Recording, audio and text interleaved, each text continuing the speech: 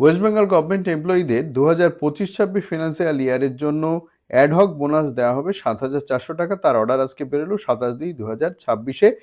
এই অর্ডার নাম্বারটা হচ্ছে 811 AP2। এবং পেনশনারদের জন্য এক্সগ্রাসিয়া দেওয়া হবে 3,800 টাকা। তারও অর্ডার বেরিয়েছে 27/2/2026-এ, 812 AP2। এবং গভর্নমেন্ট এমপ্লয়িরা যদি ফেস্টিভ্যাল অ্যাডভান্স নিতে চান তাহলে ম্যাক্সিমাম 22,000 টাকা তারা নিতে পারবেন। আসুন কারা কিভাবে কত টাকা পাবেন সেইটা এই ভিডিওতে আলোচনা করা যাক। সুখদম এটি ইউটিউব চ্যানেলে আপনাদের সকলকে আবারও স্বাগত জানাই, আশা করি ভালো আছেন। তো ওয়েস্ট বেঙ্গল গভর্নমেন্টের ফিনান্স ডিপার্টমেন্ট থেকে 27/2/2026-এ একটি অর্ডার বেরিয়েছে। সেই অর্ডারে grant of ad hoc bonus two state government employees and some other categories employees for the year 2025-2026, অর্থাৎ 2025-26 ফিনান্সিয়াল ইয়ারের জন্য সরকারি কর্মীদের যে অ্যাডহক বোনাস দেওয়া হবে তার অর্ডার। দেখুন মেমোরান্ডামে কি লেখা হয়েছে, এই লেখাটা সংক্ষেপে পড়ে আমি আপনাদের শোনাই।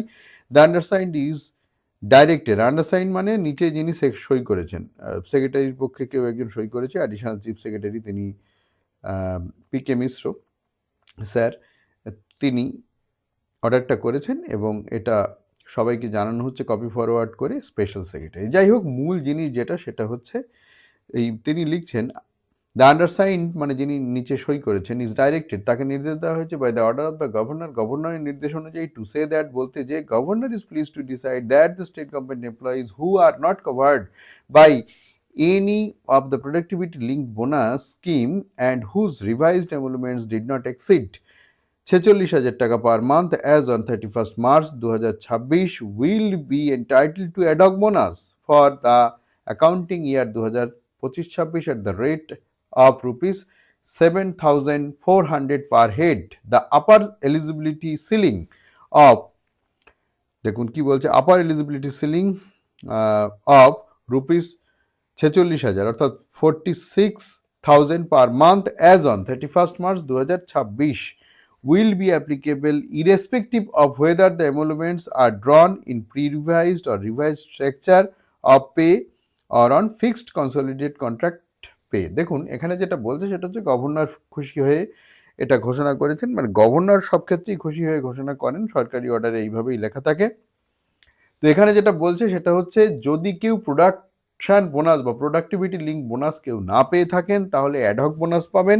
সেই অ্যাডহক বোনাসটা পাবেন 7,400 টাকা এবং সেটা পাবেন 2025-26 ফিনান্সিয়াল ইয়ারের জন্য যাদের এমুলমেন্টস দ্যাট ইজ বেসিক এবং ডিএ বা অন্যান্য যে সমস্ত ইয়ে আছে অ্যালাউন্স আছে সেগুলো মিলে 46,000 টাকা যদি এক্সিড না করে, 46,001 টাকা হলেও আর পাবেন না।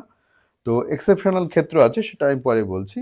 সেই ক্ষেত্রে তারা অ্যাডহক বোনাসটা পাবেন কত, 7,400 টাকা। আশা করি ব্যাপারটা বুঝতে পেরেছেন। এইবারে 7,400 টাকা কারা পাবেন, যে সমস্ত এমপ্লয়ির মাইনে মানে বেসিক প্লাস ডিয়ারনেস অ্যালাউন্স 46,000 টাকা। এবার দেখুন এখানে এই ব্যাখ্যাটা দেওয়া হয়েছে, তো সেই ব্যাখ্যাটা কি একটু দেখুন, সম্পূর্ণ আমি পড়ছি না।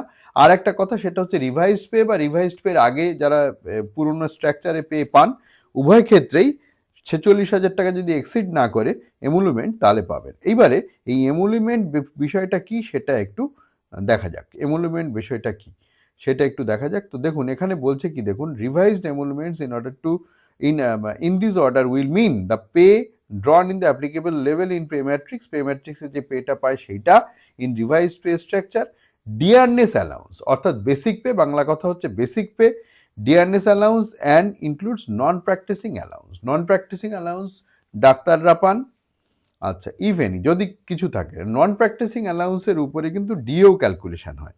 তাহলে দেখা যাচ্ছে যে বেসিক পে যদি কারোর নন প্র্যাকটিসিং পে থাকে সেইটা এবং বেসিক পে নন প্র্যাকটিসিং পে দুটো যুক্ত করে তার উপরে যে ডিয়ারনেস অ্যালাউন্স আছে এই সব কিছু মিলে সেটা যদি 46,000 এক্সিড না করে তাহলে পাবে। তারপরে বলছে but will not include any other pay and other allowance such as house rent allowance, medical allowance, compensatory allowance. অর্থাৎ এমুলমেন্টস বলতে বোঝাচ্ছে বেসিক, ডিয়ারনেস পে বা ডিয়ারনেস পে না সরি ডিয়ারনেস অ্যালাউন্স, ডিয়ারনেস পেটা আবার অন্য কথা, অ্যান্ড নন প্র্যাকটিসিং অ্যালাউন্স। কিন্তু এর মধ্যে হাউস রেন্ট, মেডিকেল অ্যালাউন্স, ঠিক আছে, কম্পেনসেটরি অ্যালাউন্স এগুলো ধরা হবে না। এগুলোকে হাউস রেন্ট বলুন, মেডিকেল অ্যালাউন্স বলুন, এগুলো এক ধরনের কম্পেনসেট করা হয়, অর্থাৎ তার যে খরচা হয়ে যাচ্ছে সেটাকে তাকে দেওয়া হয়। হাউস রেন্ট দেওয়া হয় কাজের জায়গার কাছাকাছি যেন তিনি থাকতে পারেন সেই জন্যে, ঠিক আছে, রিটায়ারমেন্টের পরে যেমন আর হাউস রেন্ট দেওয়া হয় না, কারণ তাকে তো আর সরকার কাজ করায় না। তো যাই হোক, ব্যাপারটা বুঝতে পেরেছেন।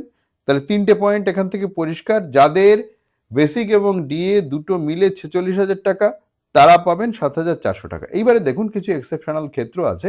সেই ক্ষেত্রে বলা থাকে যে employees whose revised emolument 1/3/2026 exceed করছে 46,000 টাকা, but during the year 2025 their emoluments at least for 6 months or less than 46,000 per month, that is the said emoluments exceeded the eligibility ceiling 46,000 on account of promotion, drawal of increment, implementation of CS scheme, enhancement of DNS allowance and revision of pay, etc.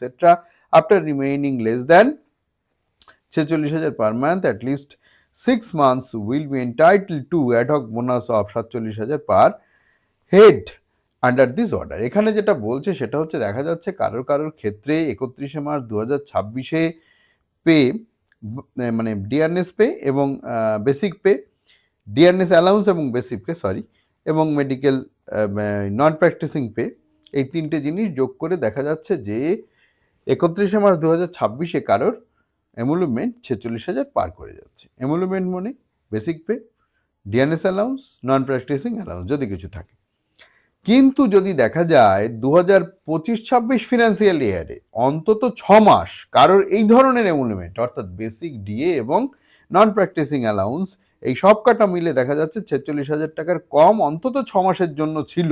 কাদের ক্ষেত্রে? যাদের 31শে March 2026-এ কোনো কারণে এই এমলুমেন্টটা 46,000 cross করে গেছে, তাদের যদি 25-26 financial ইয়ারে অন্তত 6 মাস এই এমলুমেন্টটা 46,000 বা তার নিচে থাকে, তাহলেও তিনি এটা পাবেন। কি কারণে তার 46,000 ক্রস করে যেতে পারে? প্রমোশন হতে পারে, ইনক্রিমেন্ট হতে পারে, বা সিএ মানে ক্যারিয়ার অ্যাডভান্স হয় না,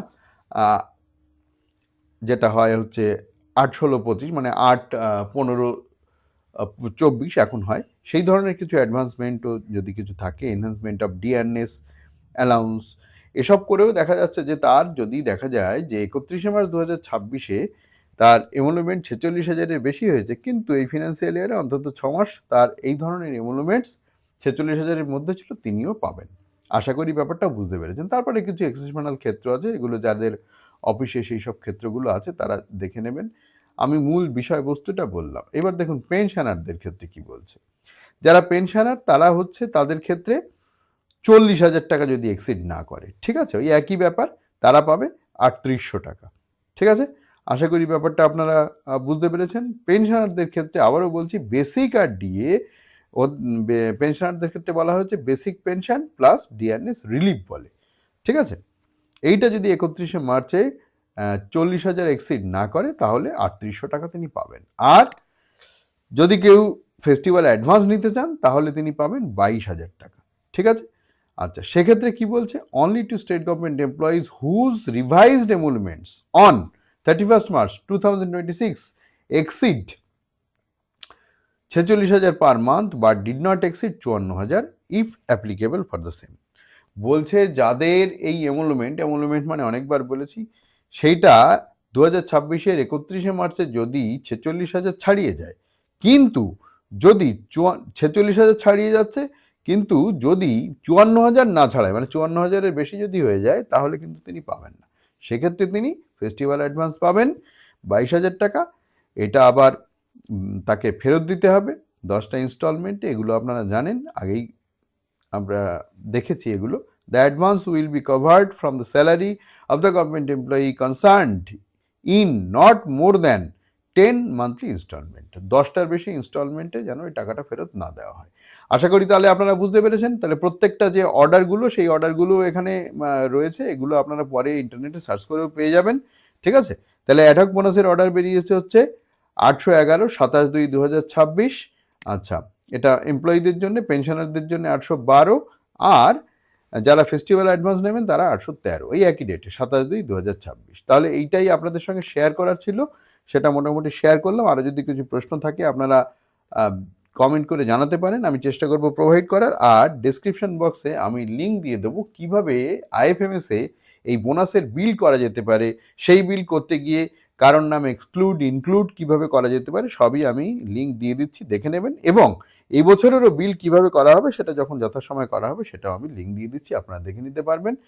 ভালো থাকবেন, দেখা হবে পরের ভিডিওয়ে।